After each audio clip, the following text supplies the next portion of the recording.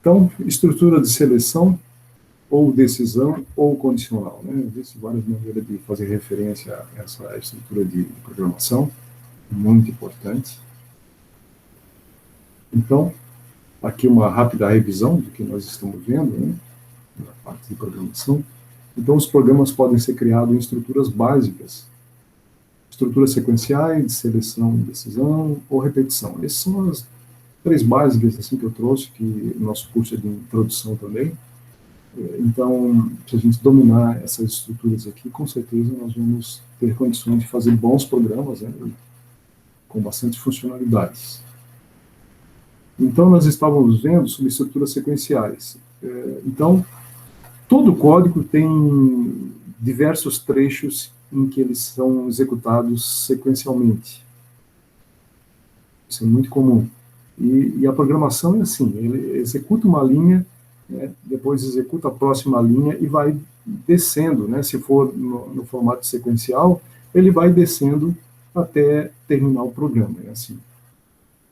Isso se for sequencial, né? Agora nós vamos ver uma outra estrutura bastante importante que permite que o programa vá por caminhos diferentes. E essas estruturas a gente chama de seleção, decisão ou condicional. Então, como está dito aqui, ó, em determinados pontos, a sequência do código, que até então pode ser sequencial, né, pode mudar em virtude de uma tomada de decisão. A tomada de decisão é verdadeiro ou falso. Se for verdadeiro, ele pode tomar uma decisão, se for falsa, toma outra decisão. Nas estruturas de repetição, que nós vamos ver posteriormente, o código entra em um laço de repetição e sai dele quando algumas condições são atendidas. Aqui, vou corrigir aqui. Ou não atendidas, né? Aí vai depender de como nós vamos escrever o teste, né? Que a gente faz um teste, e aí essa variável ou essa linha de programação é testada, né, até que seja válida ou não, né? Aí depende de como, né, nós estamos escrevendo o programa, porque o programa, uma das vantagens de programação é justamente porque é flexível, né? A gente pode ajustar tornando ela mais eficiente, mais rápida, mais enxuto o código. Então, em um código que contém uma tomada de decisão, podemos encontrar três tipos. O que nós vamos chamar de seleção simples, também os livros também falam em seleção composta e também em seleção encadeada. Cada uma delas apresenta algumas características típicas. É só uma questão assim de dar um conceito, né? Então, nós vamos começar com a seleção simples. Então, o que é isso? Né? Permite testar-se uma condição antes de executar uma ação. É sempre assim, né? É sempre um teste antes de executar uma ação. Então, aqui seria a estrutura básica, né? Então, nós temos um C, né? Se a condição testada for verdadeira, né? Se essa afirmativa for verdadeira, ele pode executar os comandos que estão aqui no corpo dessa seleção, né, dessa tomada de decisão. Se ela for falsa, ela simplesmente termina, né, porque aqui ó, tem um C, né, e um fim C. Então, o fim C é quando se conclui essa estrutura de tomada de decisão. Então, essa estrutura de tomada de decisão, ela pode ser replicada, ela pode ser copiada e colada em qualquer outro programa, fazendo os devido ajuste, né, com relação à própria estrutura do programa, né, as variáveis, e assim por diante, mas basicamente é isso aqui. A tomada de decisão, ou a seleção, né, ela basicamente começa com um comando, que no caso a gente está usando C, mas aí nós vamos ter que ir lá, né, na linguagem de programação que nós estaremos trabalhando, e procurar exatamente qual é o comando e a sintaxe desse comando para fazer uma tomada de decisão. Mas, basicamente, né, como nós estamos falando para vocês, aqui é lógica de programação. Então, a lógica de programação é essa aqui, né, escrita em linguagem natural, né. Então, aqui nós já vamos começar com um exemplo, porque é a maneira mais prática, né, da gente explicar. Então, aqui nós temos um programinha, né, vocês podem ter uma necessidade de escrever um programa, ou de repente alguém precisa escrever alguma coisa. Então, basicamente, a gente parte de um problema que precisa ser resolvido por computador. Então, olha aqui, faça um programa que peça ao usuário, né, quem está no teclado do computador, que digite 4 notas usando o teclado, porque é a nossa entrada padrão, como já havíamos dito. Após, faça a média aritmética simples, imprima essa média e informe se o aluno foi aprovado. Considere que a média de aprovação é 6. Então, aqui está um problema. Como é que isso aí se resolve por computador? Então, inicialmente, nós vamos fazer uma estrutura lógica, usando lógica de programação, e depois disso, né, nós vamos escolher Scilab, porque é a linguagem de programação que nós estamos utilizando, para escrever o código-fonte, né, que é o código que depois vai ser interpretado pelo interpretador daquela linguagem específica, no caso do Scilab. Então, tem 3 pontos básicos, como eu já tinha falado para vocês, que precisam ser identificados no problema e depois organizados para que a gente não se perca e não cometa erros na programação. Então, como o problema será resolvido por computador, isso aqui é importante, né? Nós estamos pensando sobre a ótica de um programa, né? Precisamos identificar 3 pontos essenciais, que são os pontos de lógica de programação. Primeiro, identificar quais são as entradas. Isso aqui é essencial. O que são entradas? São aquilo que o programa solicita para realizar algum tipo de processamento, né, que é exatamente o passo seguinte, que é o processamento. Então, nós temos que identificar as entradas, tem que existir de algum modo, né? No nosso caso em particular, nós estaremos solicitando que o usuário entre pelo teclado, pela entrada padrão. Depois disso, nós temos que saber também como é que se faz o processamento. Se eu não sei como é que se faz uma média aritmética simples, eu vou ter que pesquisar primeiro para entender como é que se faz um cálculo de média de aritmética simples. No momento que eu sei fazer isso, né, eu vou colocar aqui, né, escrever como é que seria essa média, né? E depois, naturalmente, eu preciso informar o usuário que está esperando, né, através da saída padrão, que é o monitor, o resultado que está sendo solicitado. Então, extraindo do problema que nós apresentamos, a entrada de dados seriam 4 notas. Essas 4 notas podem ser 4 variáveis, né? Aqui eu não coloquei ainda as 4 variáveis, eu vou colocar na hora que a gente escreveu o pseudocódigo, mas a entrada de dados seriam essas 4 notas. O processamento é calcular a média aritmética simples, né? Então, nós precisamos pesquisar e saber como é que é esse cálculo, e depois a saída de dados é simplesmente imprimir a média e mostrar se o aluno está aprovado, né? Porque são 2 coisas que estão sendo pedidas. Então, aqui está o pseudocódigo. Como eu disse para vocês, o pseudocódigo é uma estrutura genérica, mas que contém pontos essenciais de programação. Por exemplo, o início e o fim. O início e o fim, dependendo da linguagem de programação, eles serão diferentes, porque cada linguagem de programação, né, por exemplo, eu estava vendo Python, já tem uns pré-processamento, ele tem uns módulos lá que precisam ser chamados. Já o Scilab não tem isso, né, pelo menos na maior parte da linguagem. Muito mais, ele é mais assim, direto, o Scilab, vamos dizer assim, né? Enquanto que o Python, o C, o Java já exigem bastante recurso, né, e conhecimento da própria linguagem. Mas tá.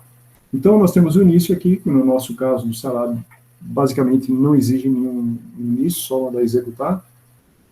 Depois, na segunda linha, nós temos a definição das variáveis e o tipo. Como eu já falei para vocês, o tipo é importante por quê? Porque isso aí vai ser armazenado na memória do computador e, dependendo do tipo, esse espaço vai ser maior ou menor. Então, nós estamos aqui nessa linha, né? Observem que aqui tem um comentário. o comentário. Em Scilab a gente escreve //, então aqui é uma definição de variáveis. A gente pode rechear o nosso programa de comentários, porque não vai ser lido pelo interpretador, só vai servir para quem estiver lendo o código, fonte. Então, aqui está a primeira linha. Como eu já falei para vocês, a gente já viu, né, no exemplo anterior, que não há necessidade de fazer uma definição preliminar de todas as variáveis, né? Em programação, as variáveis precisam ser definidas antes de serem usadas. Isso é uma regra geral para todas as linguagens de programação.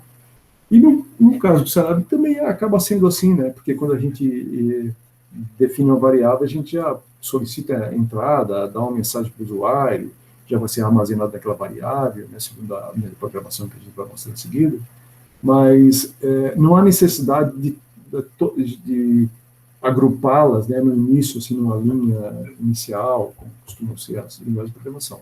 Então, o Scilab é mais flexível nesse sentido, mas, de qualquer forma, precisa ser definida antes de ser usada. Depois, o programa vai ler as variáveis que são definidas, que foram definidas. No caso, o Scilab, como eu já disse, a gente já define a variável e já solicita a entrada de dados. Que, no caso, a gente diz ler por quê? Porque é o programa que vai ler, né? Não é as pessoas que vão ler, é o programa que vai ler. Então, ele vai receber. Então, a gente costuma escrever em lógica de programação, ler, ou leitura, né? Então, depois dessa entrada de dados, nós temos o processamento. E observe que nós temos uma setinha ali, né? A gente não está usando nem os como é que chama? Não fugi a palavra.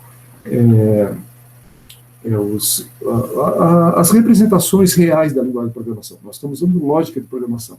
Então, com isso, a gente está dizendo que aqui está sendo feito o cálculo da média aritmética e ela está sendo colocada nessa variável aqui, MA, né, que é a que foi definida inicialmente, mas em Scilab não precisa fazer isso dessa forma, porque, no caso, quando a gente define a variável, o Scilab já considera um espaço, né, de números reais lá, até de uma matriz, para ser armazenado na memória. Então, e depois, o que é que ele vai fazer? Tendo o resultado, que já foi calculado na linha anterior, nós temos a saída de dados. Então, isso aqui é uma estrutura linear, né, sequencial de programação. Mas aqui, nós estamos acrescentando agora esse C aqui, né, essa tomada de decisão. Depois que nós fizemos todo esse cálculo, que foi sequencial, nós temos uma tomada de decisão. Então, observe o que acontece. Ó, tem um C, né, porque ele vai fazer um teste. Se for verdadeiro, faz isso. Se for falso, pode fazer outra coisa. Então, no caso, se isso aqui for verdadeiro, ou seja, se a nota for maior ou igual a 7, né, no caso eu falei igual a 6, né, tem um erro aí, mas tudo bem, né, não muda nada aqui a lógica.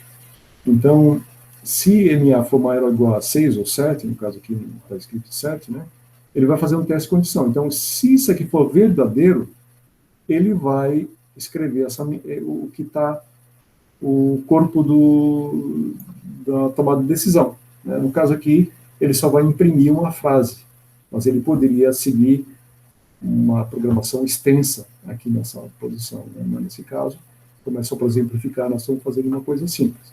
Depois que ele executa aqui, ele simplesmente fecha aquele trecho de código, que nós estamos chamando de seleção, ou tomada de decisão, e vai para a linha seguinte. Mas a linha seguinte é o fim. Então, ele vai encerrar o programa. Mas poderia continuar outra, inúmeras centenas, milhares de linhas de código a seguir, né? Então, aqui, eu coloquei, inclusive, destaquei aqui, né, para justamente mostrar para vocês que ao código que nós já havíamos trabalhado, está sendo acrescentado um outro trecho de código. Eu poderia ter colado de um outro programa. É claro que eu tenho que tomar cuidado aqui, ó, eu vou usar uma variável específica aqui, que eu tenho que saber o que é que eu estou utilizando aqui. Então, fora esses pequenos ajustes que são necessários, justamente quando a gente pega de um outro código e vai colar ali, né, o restante do código não tem problema nenhum. Tá? É bem Isso é possível e é muito usual, é muito comum fazer esse tipo de coisa. A gente economiza esforços, né? Então, aqui, ó, a única coisa desse slide é que nós colocamos aqui o fluxograma. Então, aqui o fluxograma vai mostrar uma outra imagem, né, que vocês estão vendo aqui, ó, que, pelo menos para mim, visualmente, ele mostra dois caminhos que são tomados na linguagem de programação. Esse inicial aqui era sequencial, né, os comandos são executados sequencialmente, né, e todos eles têm ligação direta aqui, eles são relacionados diretamente. E aqui, a tomada de decisão está sendo representada por um losango. Costuma-se usar losango para tomada de decisão. Então, aqui ele faz um teste, e aí, se verdadeiro, ele faz uma coisa, se falso, nesse caso aqui ele não faz nada, ele só termina. Né? Então, por isso que a gente chama de seleção simples, porque ele só faz uma coisa, não faz, no caso de falso, ele não faz nada, então por isso nós estamos chamando de simples. Tá bom? Tudo certo aí? Então, aqui, ó, já é o código Scilab. Ó, observe aqui, ó, aqui já é o código-fonte, né, que a gente chama código-fonte. Então, nós temos aqui o input, né, que é uma função que permite que a gente imprima uma mensagem na tela, porque é importante, porque o usuário precisa ter um retorno do que está acontecendo, do que está sendo solicitado, e aí, quando o usuário digita pelo teclado, né, porque o programa vai ficar parado aqui, aguardando a entrada de dados pelo teclado. Assim que o usuário digita, ele faz a segunda pergunta, a terceira e a quarta. Depois que ele passa todas essas linhas, ele faz o cálculo, né, e depois ele vai usar impressão. No caso aqui, ele está usando uma função do Scilab, que é o printf. E aqui está escrito uma formatação que permite imprimir uma frase, né, na tela do computador, com valores armazenados na variável, no caso aqui, na variável MA. Tá? Então, ele já imprimiu a nota aqui. Poderia ser no final? Poderia. Né? Basta pegar essa linha aqui e colocar no final. Mas aqui nós colocamos nessa posição. Talvez não tenha seguido exatamente o que foi pedido ali, porque algumas vezes eu me distraio e faço coisa diferente, mas de qualquer forma está todo o conteúdo aqui. E depois ele dá um if, ó. Aquele C, né, se transforma aqui no Scilab em if, é muito comum esse tipo de comando, né? Aí ele faz aqui, ó, ele faz uma comparação, ele testa, né, isso aqui é um operador de comparação, né, ele testa se o conteúdo que está armazenado na variável MA é maior ou igual a 7. 7. Se isso aqui for verdade, ele executa o que está dentro do corpo aqui do if, da tomada de decisão. Né? Se for falso, ele simplesmente termina o programa, sai do if, né, e termina o programa, porque não tem mais nenhum código para ser executado. Então, eu gostaria que um de vocês aí, ou vamos fazer depois um outro ali, que a gente faz a seleção composta, né, e fica mais interessante. Eu vou pedir para vocês abrirem o Scilab. Se vocês puderem abrir um Scilab, vamos agilizar, né? Então, a composta é simplesmente porque nós vamos acrescentar agora o que acontece se for negativo, né? Se, por exemplo, se a média não for maior a 7 ou igual a 6, né? Então, aqui, ó, o composto tem um senão. Então, quando ele testa aqui essa linha C, né, isso aqui for verdadeiro, ele vai executar esse comando aqui, aluno aprovado, vai imprimir isso aqui, e termina o C, vai no fim C e depois vai para o fim do programa, porque não tem mais nenhum código para ser executado. Se o C, né, essa linha aqui, for falsa, ele ainda tem o senão. Então, observe que no senão ele não faz nenhum teste. Senão, faz isso. Né? Ou seja, se Se essa linha aqui for falsa, ele simplesmente executa o que está no campo do senão.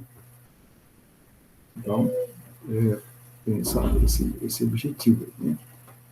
Então, aqui nós estamos em pseudocódigo, aqui nós temos o fluxograma. Observe que agora apareceu esse quadro aqui, ó, né, essa janela aqui que não aparecia no anterior. Então, tem uma mensagem para quando é verdadeiro e termina, e tem uma mensagem para quando é falso, termina. Aqui nós estamos colocando apenas uma mensagem, mas como eu falei para vocês, nós podemos ter dezenas, centenas, milhares de linhas de código dentro de cada trecho de código que ele pode. O código pode ser embutido um dentro do outro, como nós vamos ver depois, né? Que os códigos podem ser embutidos e podem ficar extremamente extensos, né?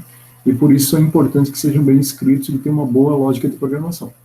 Então aqui está o código, né? Basicamente esse trecho aqui até o if aqui, né?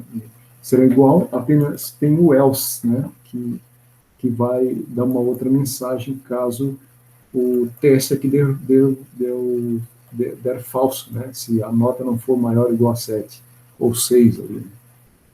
Então, é esse código. Eu gostaria, né, de pedir para vocês abrir o Celab para a gente digitar esse código aqui e executar e ver como é que funciona. Vamos lá? Quem se dispõe aqui? Eu vou parar a apresentação, ok? E vamos solicitar com um de vocês aí. Sem problema, né? É para a gente treinar mesmo, tá? Alguém poderia executar o código?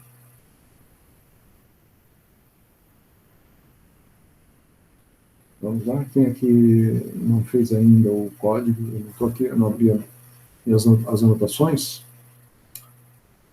Eu não me lembro se a Gília já apresentou alguma vez, eu não lembro. Ainda não? Então vamos testar, Gília? Tem esse microfone? Não. Não precisa microfone, né? Não há necessidade.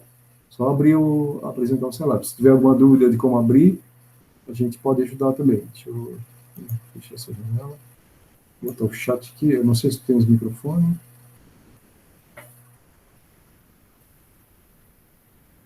Pode fazer? Pode apresentar? Ok, então vamos lá.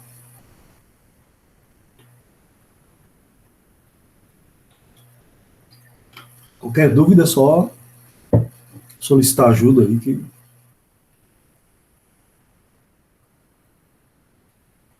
Então, basicamente, escrever o código que está aqui na página 22, eu posso ditar para ti também o código.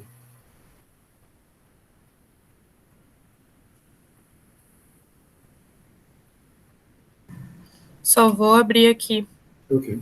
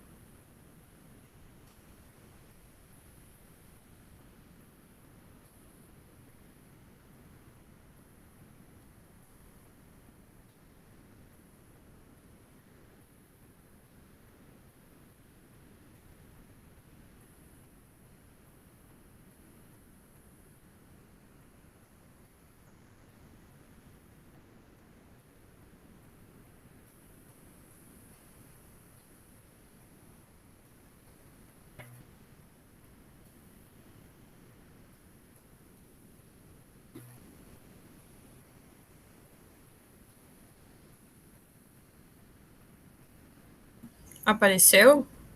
Aham, sim.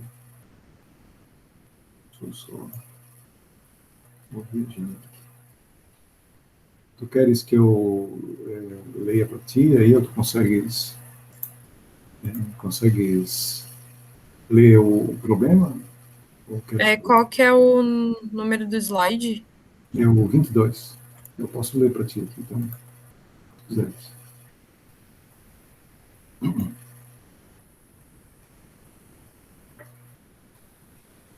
O 22 tem um código-fonte, né? É o código que nós vamos digitar no cenário. Tu vai abrir o SciNotes, tá? Essa janela que está aí a janela de comandos.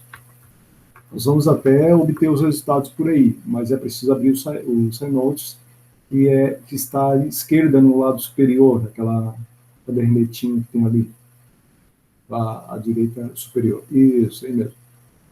Porque o SciNotes, ele grava, ele organiza os códigos, então a gente pode, por exemplo, eu recomendo que vocês também depois, pode ser depois de escrever o código, criar uma pasta na área que vocês costumam guardar os materiais de vocês, né? Pode ser em documentos, aí vocês vão criar uma pasta para os códigos de Scilab, por exemplo, né? Então, tu vai escrever agora o código. Pode colocar um comentário, por exemplo, se colocar barra barra, tu pode escrever o nome do programa, sei lá, estrutura de seleção composta, por exemplo, né? Poderia barra barra é para escrever, no caso, um comentário, né?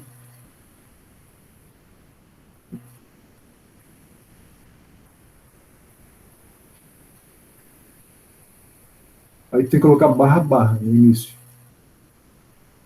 Porque barra barra é um comentário. Se botar barra barra, tu vai ver que ele vai ficar verde. No início ali, Gil, tem que subir o cursor e digitar barra barra, porque senão ele vai dar um erro aí, porque ele não sabe o que é isso aí, escrever assim.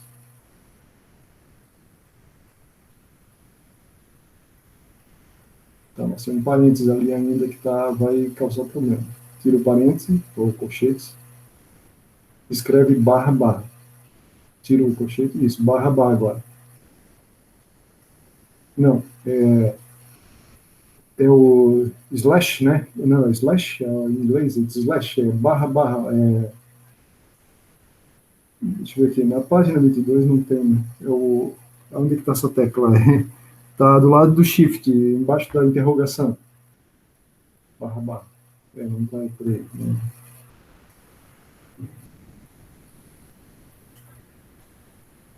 No meu teclado está embaixo da interrogação.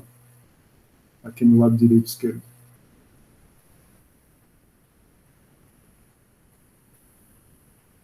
Onde é que está aqui? Deixa eu ver se eu não. Aqui, ó. Vai no código na página 20. Olha na página 20. 20 aí. Então, peraí. Vai para cima, vai subindo um pouco mais aí. Uhum.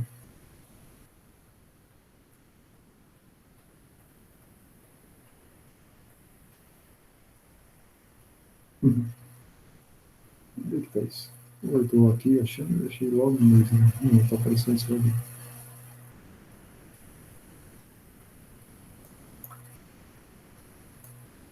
Isso aqui é 20. Interessante. Tu estás abrindo um arquivo diferente do meu. Eu acho que eu abri pelo usado. Então a página 20 é diferente da minha.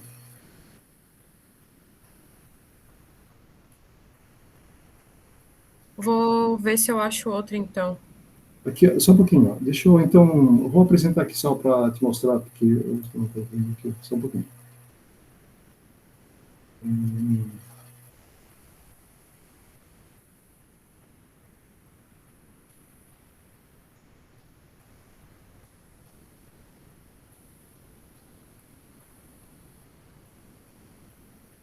Não sei se tem alguma.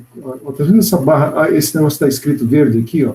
É porque tem barra barra na frente aqui, tá vendo? Aqui, ó, barra barra na frente, ó. A barra barra que eu falo é esse aqui, ó. Essa barra barra faz com que o texto fique de cor verde. Não sei se vocês têm a mesma versão que a minha, mas aí ele vira um comentário. O interpretador não lê essa linha, o que está depois do barra barra. Certo? Pode continuar então agora, por favor.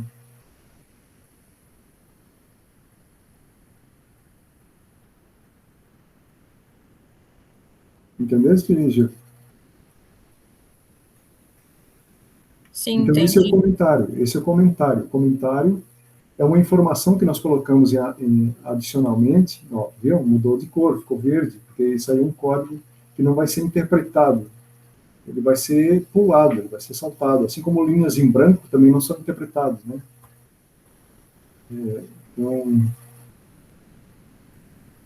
nós estamos na página 20 mesmo. Eu não sei por que aí não está atualizado. Na página 20 mesmo. Esse é o código. Deixa eu ver. Eu escrevo o real antes das notas ou... Desculpa, aqui, não, esse aqui é pseudocódigo, tem que ser o código mesmo. O código mesmo está na página na 22, né? O código mesmo está na 22. Esse é o código do celular. Ver se corresponde de vocês. Não tá, é gozado, não tá? Eu tenho que dar uma olhada nisso aí, porque eu abri o código através do site. Isso bem. Tem um antigo e tem um novo. Dá uma olhada ali, por favor. Eu esqueci de apagar. Tem um antigo. Volta novamente lá, por favor. Tem um antigo e tem um novo. Tem que ser um novo.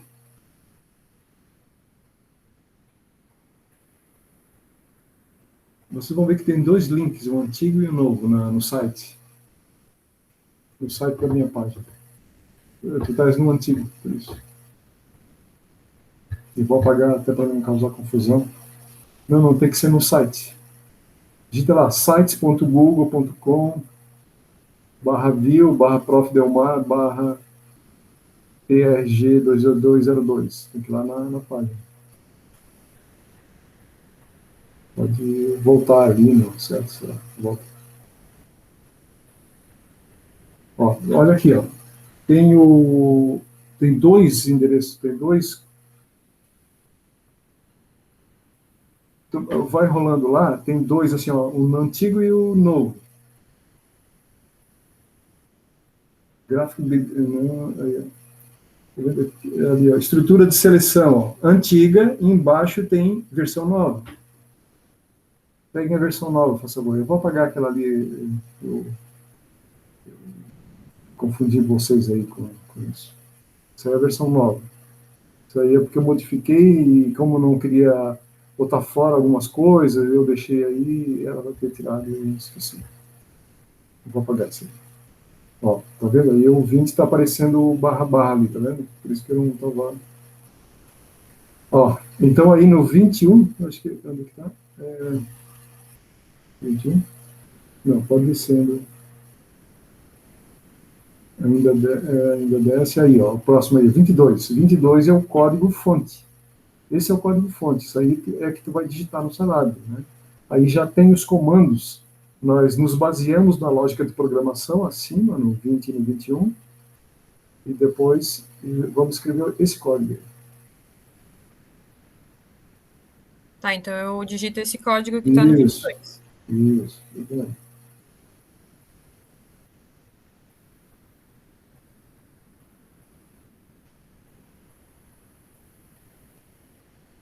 Ó, observe que quando tem um comando específico do Scilab, ele muda de cor, né? Ele automaticamente muda de cor.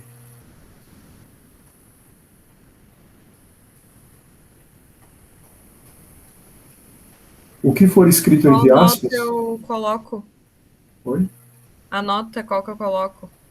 Não, tu vai digitar a mensagem. Quem vai colocar a nota é o usuário que vai usar o programa. Observe que está lá só escrito uma mensagem. Digite a primeira nota. Então, quem vai digitar é o usuário. Depois, quando nós executamos o programa, o usuário vai receber essa pergunta e ele vai digitar a nota. Certo? Então, tu criasse a primeira variável, né? E agora tu vai estás usando a segunda variável. Nós estamos usando só uma letra, né? Poderia ser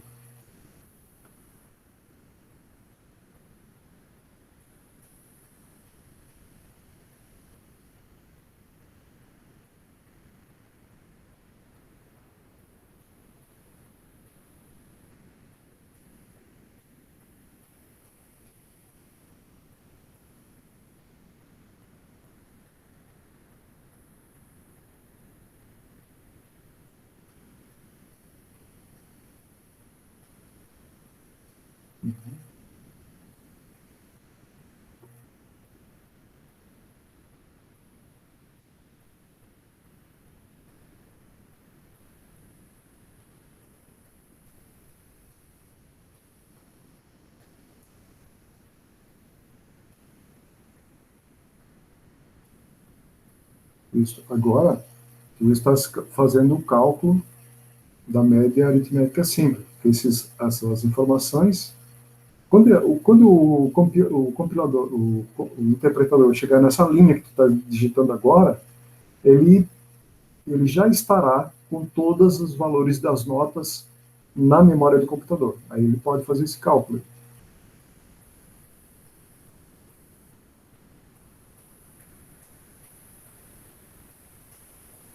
Ó, quando tu digitasse o printf, ele já mudou de cor, né, porque é um comando específico do Scilab e de outras linguagens também. Ali é percentual.2f. Eu já vou explicar por que escreve assim. Isso aí é uma sintaxe de impressão.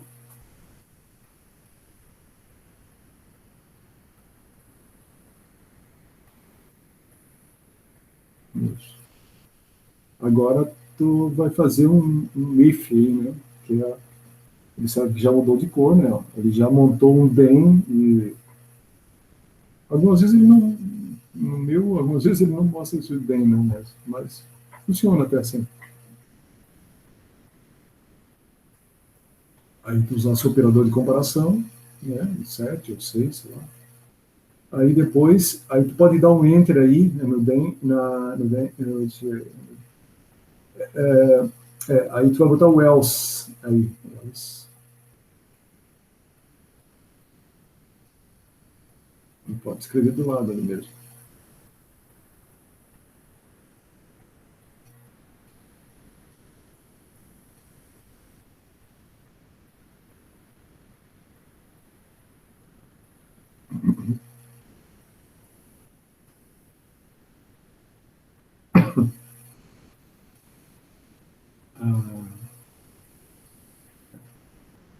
Acho que aqui nós temos, eu acho que eu dificultei ali.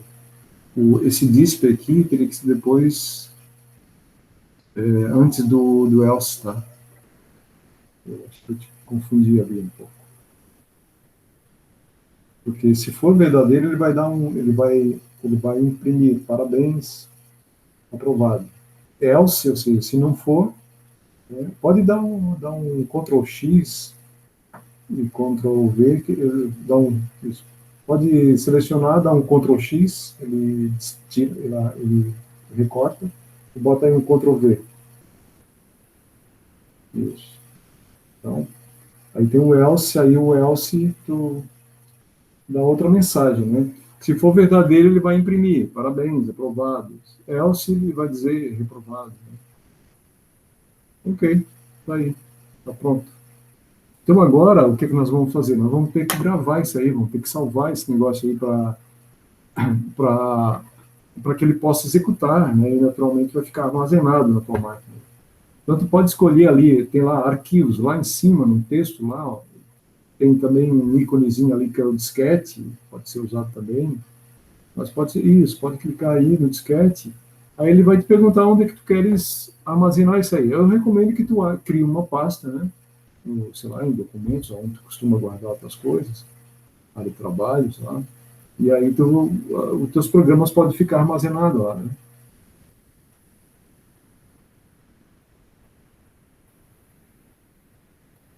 Não deixa espaço, tá? Eu recomendo que tu não use nem acentuação nem espaço. Se tu quiseres fazer isso, tu bota um underline, por exemplo, né? E não usa acentuação também.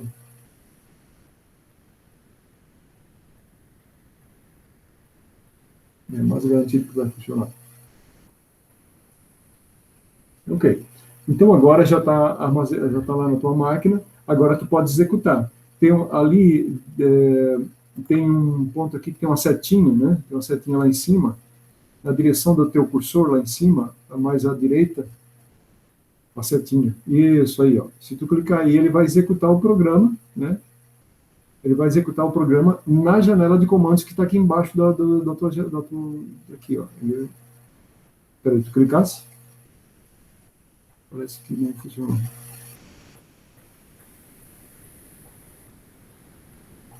Isso, cliquei. Vamos ver. Vai agora para a janela de comandos, para ver o que aconteceu. Tá dando um problema aí. Eu acho que ele tem um erro aí. Tá dando um probleminha aí. Eu teria que dar uma escorregada nessa janela aqui para ver se tem alguma mensagem aqui. Vamos ver aqui, ó. Não, tá aqui, ó. Insira, eu acho que é porque ele deslocou aqui embaixo. Se tu correr essa barra aqui embaixo, vai ter todo o texto ali em cima. Olha lá. Digite a próxima nota. Ele já entendeu que tu tinha digitado alguma coisa aí. A primeira nota, tudo bem. Aí digita qualquer nota aí, sei lá, bota 555, todos eles 5. Tem que digitar o valor, tudo bem. Não, digita e dá um Enter, não precisa digitar mais nada. Só 5, por exemplo, dá um Enter. Então, 5 dá um Enter, só para a gente ver. Dá um Enter. Ok, ó. Deu umas coisas meio estranhas aí. Eu acho que, sei lá, quantidade... Tem alguma coisa errada aí. Vamos novamente lá executar novamente, porque eu acho que a gente não viu essa janela direito e estava funcionando. Então, vai lá na setinha novamente, executa. E vamos lá para a janela de comandos.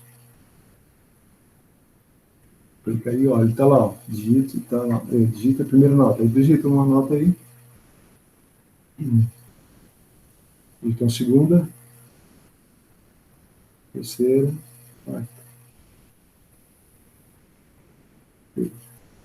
Então, ó, a média das notas é 6 e reprovado, né? Porque a gente botou maior ou igual a 7, né? Certo? Então, perceberam aí? Então, é assim que funciona. A gente faz o programa lá no SciNotes, né? Depois salva numa pasta, executa e a gente responde na janela de comandos. Veja bem, um programa é mais ou menos assim, né? O programa fica num determinado lugar e ele abre uma outra janela em algum lugar. Como o Scilab é um ambiente de trabalho para engenheiros, né? Ele tem essas janelas aí, que no caso que ele disponibiliza para que a gente possa trabalhar. Então, vocês precisam saber exatamente onde é que o programa está, onde ele vai ser executado. Que é exatamente dessa forma aí como foi apresentado para vocês. Certo? Então, eu vou então agora apresentar novamente aqui, posso digitar aqui também, para mostrar alguns detalhes para vocês, tá? Então, vamos ver aqui.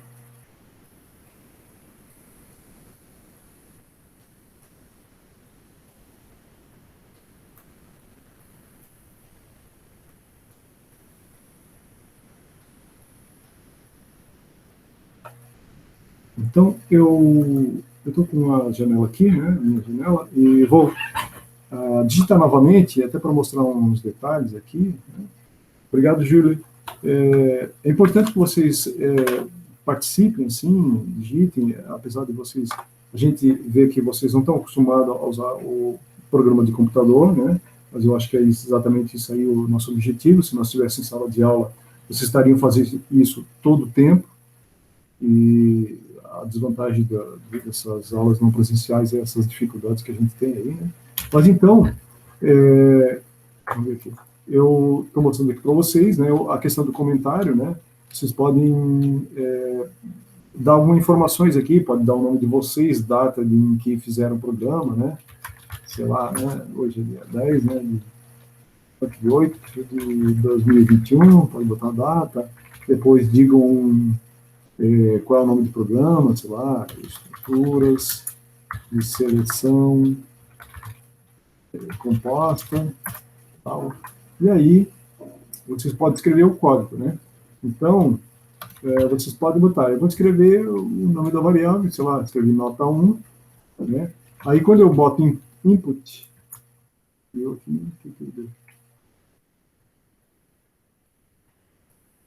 Eu vou mostrando aqui.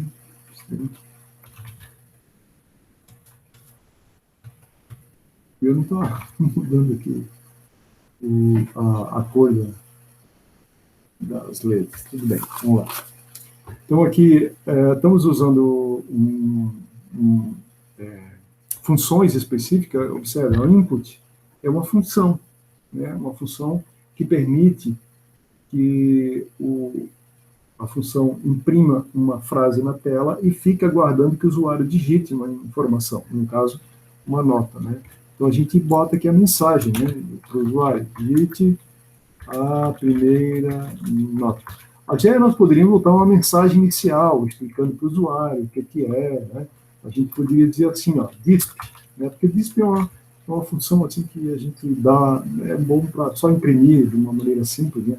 Então, a gente podia dar uma informação, ó: este programa tem por objetivo calcular a média aritmética simples de 4 notas. Tá? Então, o que é isso? É informação do usuário. O programa tem que trazer algumas informações, né? Então pode ser um negócio simples. Então, simplesmente, ele vai imprimir isso aí no início do programa, né? Quando o programa consegue ser executado. Então, ali eu botei nota 1, ou seja, então ele só vai mostrar a frase digite primeira nota, só isso que ele vai fazer. Exatamente porque... Então, quando abrir o programa, vai aparecer só o que está em roxo. Exatamente. Certo? Então, o programa, a gente pode colocar informações adicionais ali, usando o DISP, né, que simplesmente imprime na tela. O input, essa função aqui, ele também imprime na tela, mas ele já tem mais do que imprimir. Ele vai executar um comando, mas também ele vai imprimir na tela, porque essa é a sintaxe dele, né? Aí depois, nota 2, sei lá, né, vou usar a minha função, né, e vou dar uma mensagem: digite a segunda nota. Né? Okay? Então, ele vai armazenar a segunda nota onde? Na variável nota 2. Nota 3, né? Aí eu vou usar a mesma função, né? Digite a terceira nota. Okay? E depois, por último, nota 4, input, digite a quarta nota. Muito bem, aqui é o início, lá quando a gente definiu os dados, pela primeira linha lá da lógica de programação. Depois ele já tem os dados, nós vamos fazer o processamento, né? Eu vou colocar aqui, ó. Observe que eu estou utilizando variáveis diferentes, aqui, ó, média. Né? E aí vamos botar nota 1, nota 2, não precisa dar espaço, posso não dar espaço, ó, nota 3, só porque eu tenho que colocar aqui exatamente os valores que foram recebidos ali, né? Porque senão dá confusão, né? Depois divide por 4. Então, ele vai fazer esse cálculo aqui, né, que pode ter espaço ou não, eu vou ter que só para mostrar para vocês se pode ter espaço ou não, e depois ele vai armazenar naquela variável ali, certo? E depois, ó, nós demos aqui, ó, printf, certo? Aí, o que faz o printf? Printf é para dar uma mensagem, mas uma mensagem com texto e conteúdos de variáveis, né?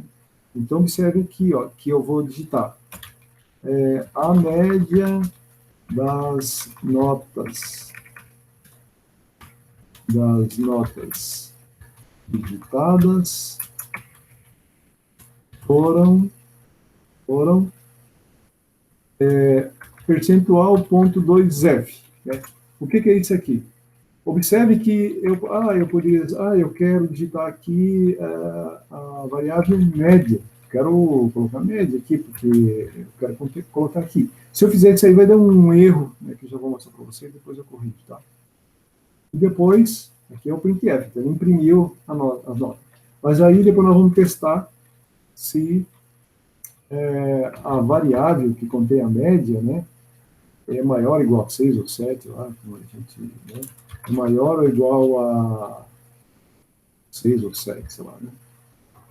Então, se isso aqui for verdadeiro, ó, observe que eu der um Enter, ele já faz o indentamento ali. Ó. O indentamento é importante porque ele desloca os blocos e fica mais fácil da gente visualizar. Né? Então, ele vai botar, ó, um disp. Pode ser um printf também aqui, ó. Vamos usar o printf, pode ser também aqui, ó. Parabéns.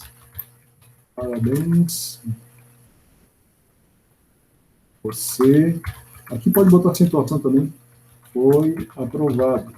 Né? Lá.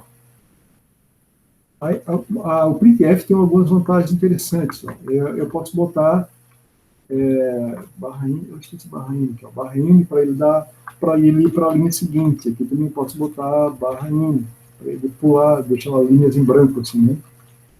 E depois, tudo bem, aqui tem o else, né? Aí vamos botar o else aqui. Se não, né, o else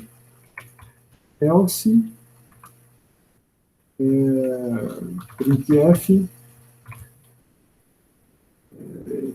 infelizmente, você foi reprovado.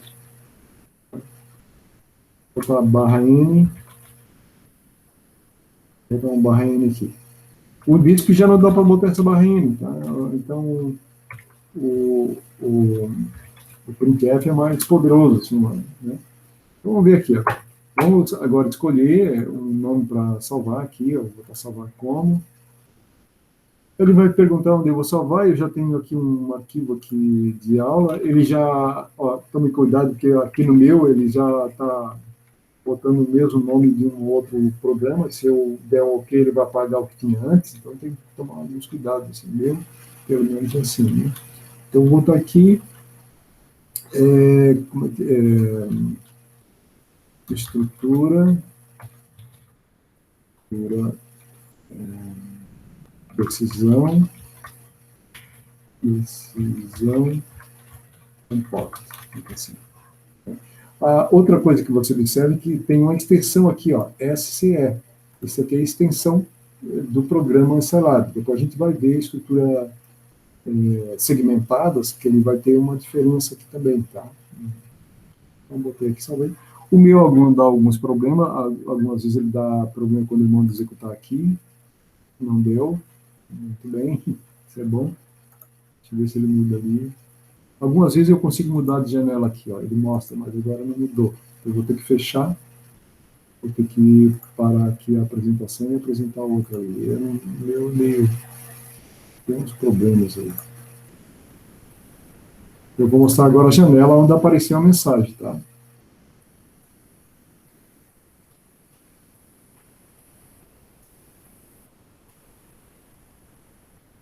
Então, observem lá, ó, que tem uma mensagem. Ó, este programa tem por objetivo calcular a média aritmética simples de 4 notas. Está escrito ali, ó, informação adicional, para informar o usuário. E depois digite a primeira nota. Né? 8, 9, 10, 7. A média das notas digitadas foram média. Né? Observe que ele não colocou a média, escreveu a palavra média. Então, é porque nós precisamos colocar ali no código uma formatação diferente. Eu vou ter que fechar novamente para mostrar o código para vocês. Algumas vezes essa mudança de janela eu consigo fazer, algumas vezes não funciona. Não sei porquê.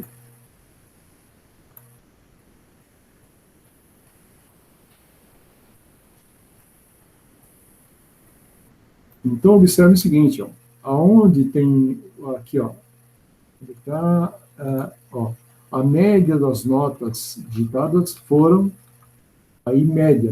Por que eu botei média aqui? Porque eu estou pensando na variável que está aqui, que contém a média, né? Mas não funciona desse jeito, dá erro, né? Então, eu tenho que usar a sintaxe do printf, que quando eu precisar imprimir o conteúdo de uma variável, o que eu preciso fazer? Percentual, percentual, f, vírgula, ou melhor, fechar aspas, vírgula, agora sim vai a variável. Agora eu coloco o conteúdo da variável. Observe que as cores são diferentes. Mas, se eu fizer isso aqui, ó, F, o que é? F é de número real, em inglês é float. Então, isso aqui significa número real, né, na língua inglesa. Então, se eu quiser fazer diferente, se eu quiser, por exemplo, botar duas casas depois da vírgula, então eu boto ponto 2f. Aí ele vai colocar a variável real com duas casas depois da vírgula, porque senão vai dar 5 ou 6 casas depois da vírgula. Ou eu vou fazer só uma casa depois da vírgula, e coloco ponto 1. Então ele vai colocar nesse espaço aqui, ó, percentual ponto 1f, ele vai colocar o quê? O conteúdo dessa variável média que está aqui, ó. Tá bom? Então, vamos lá. Então, agora, como eu fiz uma mudança no código, eu não posso, se eu clicar aqui, ele vai mandar eu salvar o programa, né? Mas eu posso vir para essa outra ícone aqui e ele já vai salvar e executar. Ok? Então, agora, eu acho que, não quer saber, de repente, não mudou. Vou ter que novamente parar e apresentar a outra janela. Acho que é esse aqui.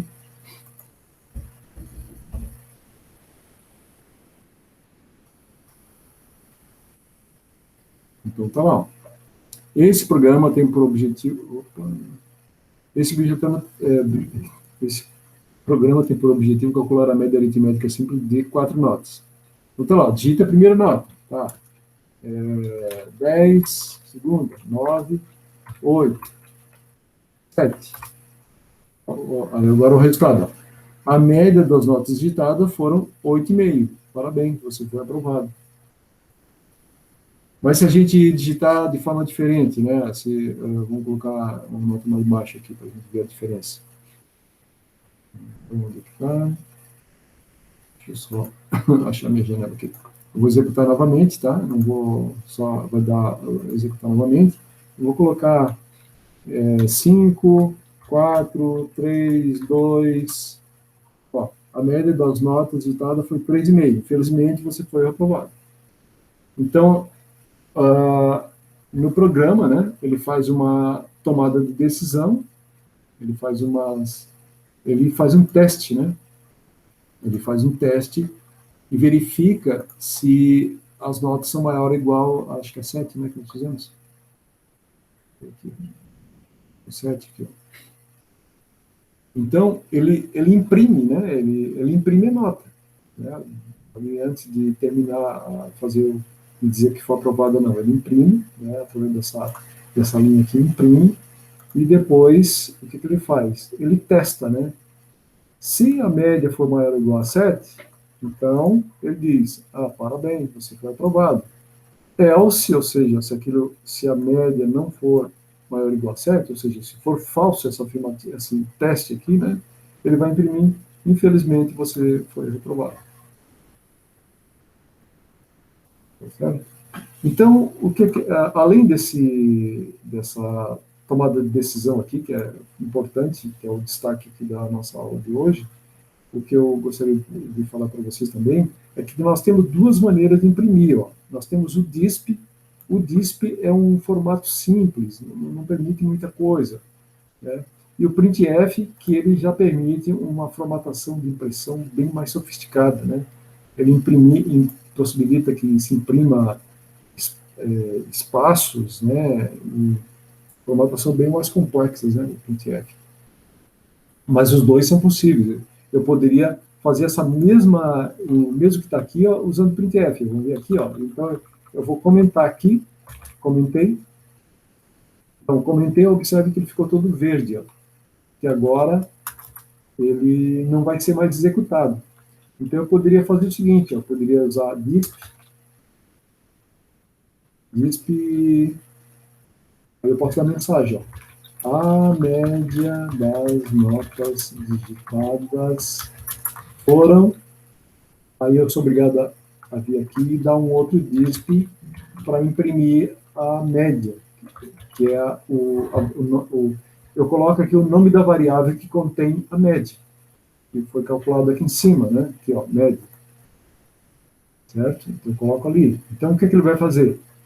Ele vai dar essa mensagem, depois embaixo, né, ele vai escrever o conteúdo da média, o conteúdo da variável média. Então, pode-se usar o printf, pode-se usar o disp. A diferença é que o disp não tem o poder que tem a função printf. Então, eu preciso digitar o texto primeiro e depois digitar o conteúdo das variáveis. Vamos ver aqui, ó. Vamos executar isso aqui. Né? Vou aqui apresentar para vocês aqui. Vocês vão ver que o programa fica exatamente igual, só porque tem algumas mudanças, né? Em relação a...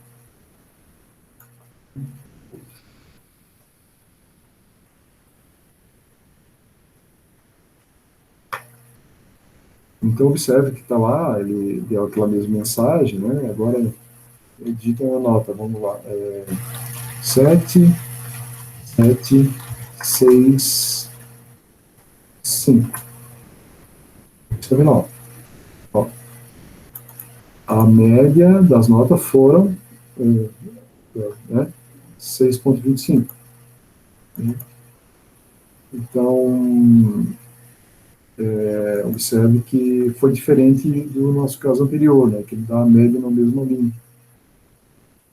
Foi aqui em cima, né? Deixa eu fazer outra coisa aqui. Aqui, ó, aqui nós poderíamos deixar dar um espaço aqui, porque eu não coloquei o barra N ali, né? Pode ver que essas notas aqui foram tudo em barra N, ó. Eles deram um espaço, né? Não, aqui não. Aqui foi para digitar as notas. Não, isso aqui não. Foi aqui, ó. Onde está? Aqui, ó. Esse aqui não. Sei lá. Não estou vendo aqui. A gente vai vir aqui. Ok? Entendido? Alguma dúvida, pessoal?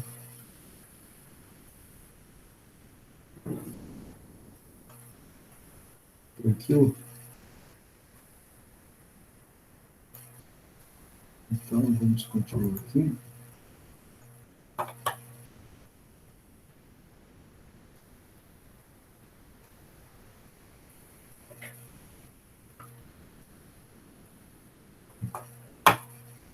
Não está mostrando aqui.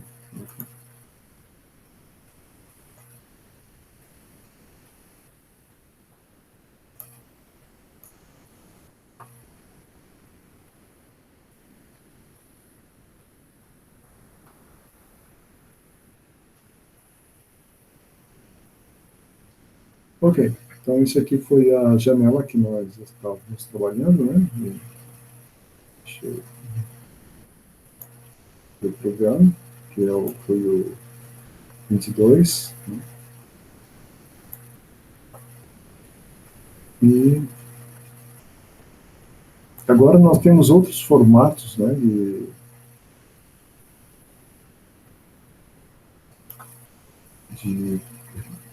de seleção. Existem outros formatos, tem encadeada, né?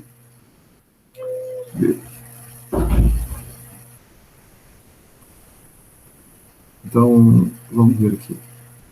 Nós temos a encadeada. O que é encadeada? Acontece quando várias opções estão agrupadas em uma determinada ação ou bloco deve ser executado. Ela pode ser heterogênea e homogênea. Vamos ver se a gente entender um pouco mais aqui, depois a gente continua na próxima aula. Vamos ver aqui, ó. A encadeada heterogênea. Acontece quando várias opções estão agrupadas, mas com diferentes possibilidades de construções, sem um padrão lógico regular. Assim.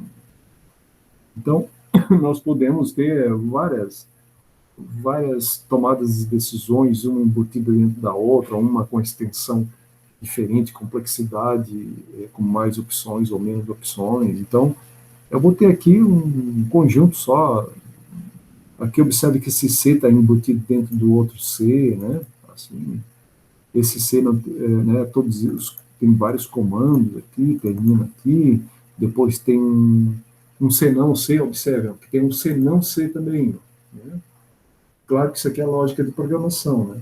E depois tem um C não, então pode fazer uma bagunça assim, né? Fica um negócio bem complexo que atende à necessidade que a gente tenha naquele momento de fazer a programação. Então, o exemplo que eu achei para isso, que eu achei bem interessante e ainda muito complexo, é um exemplo que dá 3 vetores e pergunta que tipo de triângulos são esses, né? Ou seja, 3 vetores porque os triângulos têm 3 lados, né? Então ele dá 3 lados, um para cada triângulo, e ele quer saber se esses triângulos são equilátero, isósceles, escalenos, né? E até se não é um triângulo, porque existe a possibilidade de não ser triângulo. Então, existe uma regra, né, que a gente precisa saber. É triângulo ou não é triângulo? Então, a gente precisa testar também se é um triângulo antes de testar se ele é equilátero, se é isósceles, escaleno, né? O reto não está sendo considerado aqui, tá? O triângulo reto. Né? Então, nós temos que verificar essas questões, né? Ó. Então, claro que quando a gente tem um problema para resolver, nós temos que, se a gente não tem essas informações, nós temos que buscar as informações para que a gente possa fazer os processamentos de forma correta, né? Então, informações necessárias sobre triângulo, a gente precisa conhecer isso aqui, senão a gente não consegue nem fazer um programa, né? Então, o que é que nós precisamos saber? A soma de dois dos seus lados, deve ser maior que o terceiro lado, para ser triângulo, tá? A soma de 2 dos seus lados deve ser maior que o terceiro. Isso é para ser triângulo. O equilátero apresenta 3 lados iguais. É uma informação sobre ser equilátero. Isósceles possui 2 lados iguais. E o escaleno possui os 3 lados diferentes. São as informações que são necessárias para que a gente possa fazer esse programa. Então, em cima daquelas informações, a gente ainda não é o pseudocódigo, mas nós estamos estruturando aqui, organizando, para a gente ver como é que a gente pode testar se é um triângulo. Então, o que é que a gente viu ali? Que a soma de 2 lados tem que ser maior que o terceiro. Então, se nós somarmos o lado B e o C, ele tem que ser maior que o A. Se nós somarmos o A e o C, ele tem que ser maior que o B. Se somarmos o A e o B, tem que ser maior que o C. Então, observem, essa afirmativa, e né, para ser triângulo ele tem que ser verdadeiro essa afirmativa e também essa afirmativa. Todas elas têm que ser verdades. Né? Por isso que tem um E aqui. Ó, né? Tem um E que é lógica também, né? Ou seja, isso tem que ser verdade, e isso aqui tem que ser verdade, e isso aqui tem que ser verdade. Não é ou isso ou aquilo, né? Isso ou isso ou aquilo pode ser uma coisa ou outra, né? Nesse caso aqui, não. Todas as 3 condições têm que ser verdadeiras. Equilátero, né? Então, se nós temos o ABC, né? Nós estamos considerando que o triângulo tem os lados ABC. Então, para ser equilátero, por exemplo, o A é igual a B, né? E o B é igual a C, né? Ou seja, equilátero aqui tem que ser ou, né?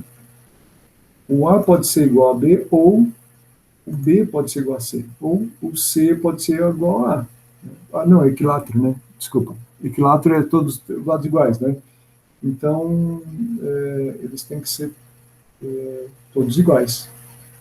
Pode ser escrito desse jeito, A igual a B e B igual a C. Se é A igual a B e B igual a C, A é igual a B igual a C. Né? Mas como o comando é comparar 2 variáveis, né, Então, por isso que é feito dessa forma aqui. Isósceles é quando nós temos dois lados iguais, né? Então, aqui, ó, A igual a B, né? Ou, né?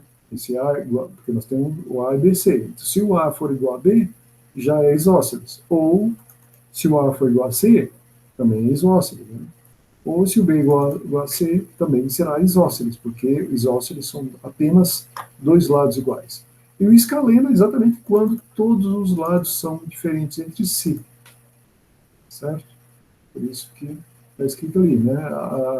E, embora eu já estou usando uns comandos aqui que não precisariam ser usados, né? Porque isso aqui é lógica de programação, então não há necessidade de usar esses operadores aqui, né? Mas, a princípio, esse comando aqui, exclamação igual, seria diferente, mas já é uma linguagem de programação, não haveria necessidade. Mas é porque eu acho que eu não achei ali um comando específico, mas não há necessidade de escrever aquilo ali. E aqui, agora aqui já é o pseudocódigo, né? Ó, olha lá. Nós temos o início do programa, né? E lá o fim do programa. E aí, o que se faz? Nós temos que definir as variáveis. Nós estamos aqui definindo que o ABC, os lados são inteiros, então não vai ter vírgula, né? Vai ser números inteiros. Esse ponto e vírgula aqui na saída não é necessidade. Depois, o que ele vai fazer? Ele vai ler os valores, né? Ou seja, ele vai solicitar que alguém digite esses lados para que a gente possa fazer as comparações. Depois, logo que depois que a pessoa digita, nós vamos testar. Nós vamos testar todas aquelas condições que a gente citou ali anteriormente. Ou seja, esse primeiro teste aqui, ó, é se é um triângulo. Ou seja, dois lados sempre devem ser maior que o terceiro. Então, por isso tem um E aqui. Ó. Isso aqui, e isso. Tem que ser verdadeiro. Se for verdadeiro, aí ele vai passar para executar os outros comandos. Se isso aqui, algum deles aqui der falso, o que ele faz? Ó, ele observe o indentamento aqui. Ó. Ele vem para o senão, certo? Então, como alguma coisa que deu errado, ele não executa o corpo do C. Ele sai fora. Ele vem para o senão. Aí o que é que eu disse senão? Esses valores não formam um triângulo. Então, a gente tem que pensar exatamente o que é que vai acontecer e saber como é que esses comandos funcionam. Então, senão é exatamente porque esse teste aqui deu falso. Então, ele vem para o senão e escreve esse valor não forma um triângulo e fim C e fim. Terminou o programa. Por quê? Porque os valores não formam triângulo. Mas se esses testes aqui derem todos iguais, aí sim, aí ele parte para o próximo C. Ó. Aí ele tem um C, ou seja, se isso aqui for verdadeiro, ele vai executar essa linha aqui, tá? Essa linha toda aqui, ó. Escreva, tal. E veja bem, ó. E não executa o C não C, não executa esse não, e vem para o fim C, porque ele já executou lá a primeira linha. Então, observe que C não C e C não fazem parte do comando C. Se o C for verdadeiro, ele executa essa linha, ou seja, logo que vem abaixo do C, e vem para o fim C. Ele não executa mais nada. E não vai executar o C não C, por quê? Porque o C não C só seria executado se o C desse falso. Aí ele viria para o C não. Então, como o C é verdadeiro, ele também não vai executar o C não. Então, esse C é verdadeiro, ele vem para o fim C, pula o C não, porque tem a ver com esse outro C, e termina o programa. Então, observe a lógica. É muito importante entender isso aqui. Por isso, o indentamento facilita um pouco esse entendimento, né? Porque esse C não aqui, ó, ele diz respeito a esse C. Se esse C for válido, esse C não jamais será executado. Entende?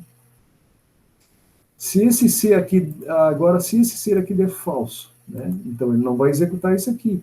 Aí sim, ele vem para o senão. Senão C. O senão C é diferente do senão. O senão não testa. O senão, se chegar nele, ele simplesmente executa e sai. Agora, o senão C é como se nós tivéssemos um C embutido aqui dentro. Só que esse senão C só será executado se esse C aqui primeiro der falso. Né? Porque senão ele também não vai ser executado, se der verdadeiro. Mas se ele der falso, ele vem para o senão C. Pode ter inúmeros senão C aqui, ele pode ir testando, né? Aí vai depender da lógica de programação que a gente queira, né? Mas nesse caso aqui, ele vai testar e ele vai perguntar se o A é igual a B, se o A é igual a C ou se o B é igual a C. Se isso aqui for verdadeiro, ele digita triângulo isósceles, né? Porque tem dois lados iguais. Esses dois lados podem ser AB, ou AC, ou BC. Então ele tem que testar os três casos. Por quê? Porque se der falso todos esses testes, ele vai para o senão. Escreve triângulo escaleno. Por quê? Porque ele já testou se não é equilátero, não é isósceles, então ele vai dizer que é escaleno. Ok? Não sei se eu deixei claro, né? Eu não sei se vocês querem dar uma parada, se já estão muito cansados, né?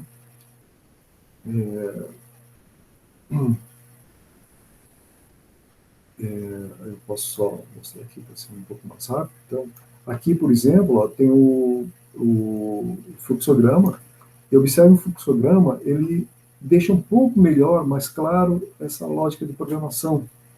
Porque, assim, a gente faz indentamento, facilita um pouco a visualização, né? Mas a gente precisa entender o que está acontecendo, e o fluxograma possibilita um pouco melhor isso aqui, ó. Porque, veja bem, aqui, nessa janela aqui, ele está pedindo os três lados, né, para o usuário. Aí ele vai fazer um teste aqui, ó. Que tipo de teste ele está fazendo? Ele está vendo se é um triângulo, né? Porque ele tem que testar. A soma dos dois lados tem que ser maior que o terceiro. Se isso não for verdadeiro, o que é que ele faz? Ó? Ele dá uma mensagem, não é triângulo, e ó, olha o caminho pelo lado de fora. Ele vem por fora e termina o programa. Mas ele deu uma mensagem, não é um triângulo. Os lados fornecidos não formam um triângulo. Certo? Então, observe como o fluxograma aqui mostra claramente o que está acontecendo. Né? Mas se ele for verdadeiro, ele vem para o estágio seguinte, para a pergunta seguinte, que ele quer saber se A igual a B ou B igual a C. Né? Se isso aqui for verdadeiro, ele diz triângulo equilátero e pula fora, vai por fora. Mas se não for, né? Porque eu já testei inicialmente e vi que ele era um triângulo, então eu tenho que agora verificar, não é equilátero? Muito bem, vamos ver se ele é isósceles. Se ele for isósceles, imprime isósceles e sai fora também. Se não for, né? Aí o próximo, nós não estamos considerando o triângulo retângulo, né? Ele só vai dizer que é escaleno. Então, como não teria mais nada que testar, ele diz que é escaleno e também imprime. Aí ele não precisa mais fazer teste aqui, porque ele já testou as outras possibilidades. Então, quando se faz a lógica de programação, a ideia é essa, é estruturar todo o pensamento para que eu não escreva código desnecessário ou código que confunda e o programa não funcione direito, ou não funcione em algumas situações. Tá? Aí, depois disso, é o código Celab. Né? Depois que a lógica está bem estruturada, a gente escreve o código Celab. Isso está aqui. Né? Não. Aqui o input pega as informações do usuário, né? Esse if aqui testa se é verdadeiro. Se esse if aqui der falso, né? Se teste aqui der falso, ele vem aqui no else. Observe que esse if está na mesma linha do else. Né? Então, se esse if der falso, ele vem para essa posição. Por isso que o indentamento mostra essa situação. Aqui, ó, se for verdadeiro, ele vem para cá. Ó. Então, ele tem um if, tem o else if e tem um else. Ele testa o if. Se o if for verdadeiro, ele imprime aquilo ali e sai fora. Ele não vai executar o else if e o else. Por quê? Porque o indentamento aqui está mostrando que ele faz parte da mesma estrutura. Então, o else if só será executado se o if der falso. Aí ele vem para o else if. Né? Se o else if der verdadeiro, ele pula fora, porque ele pula fora dessa estrutura aqui, que é feita para testar pontos isolados, né? Os pontos específicos. Aí, se também o else if der falso, aí eu vou botar o else. Se eu tivesse mais opções, eu podia, por exemplo, encher de else if aqui, e testando outras possibilidades também, se eu quiser. Né? Pode ser feito. Então, os programas eles podem ser muito complexos. Mas eu tenho que entender na lógica de programação, eu tenho que saber como é que se estrutura. E aqui é um exemplo, né, de que tem uma estrutura que pode ser variada, vai depender da complexidade do problema em si. Né? Eu achei isso aqui um exemplo assim, bem interessante, bem fácil de representar isso aqui. Né? Eu acho que a gente devia parar, porque eu acho que vocês podem estar cansados. Eu sugiro que até que vocês escrevam esse código. Alguém vai querer escrever esse código agora? Se quiser, a gente pode testar e experimentar. Se vocês estiverem cansados, a gente pode parar por aqui e continuar na próxima aula. O que vocês acham? Alguém quer me dar algum retorno? O que pensa?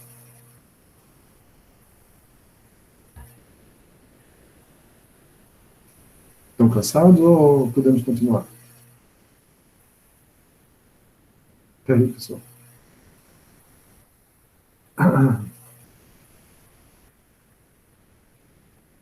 Uhum. Não, a gente pode parar aqui, vocês podem fazer o exercício, ou se alguém quiser fazer o exercício, a gente faz, né? Também não adianta acelerar demais e vocês ficarem um pouco confusos aí. Alguém quer digitar esse código aqui para a gente ver, fazer alguns testes aí eu acho que seria interessante, seria mais produtivo aqui. E a gente pararia por aqui.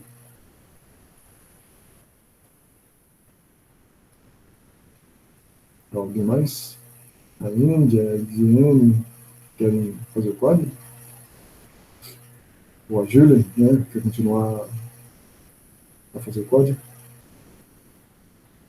Deu. Tá todo mundo cansado como tu estás, Felipe?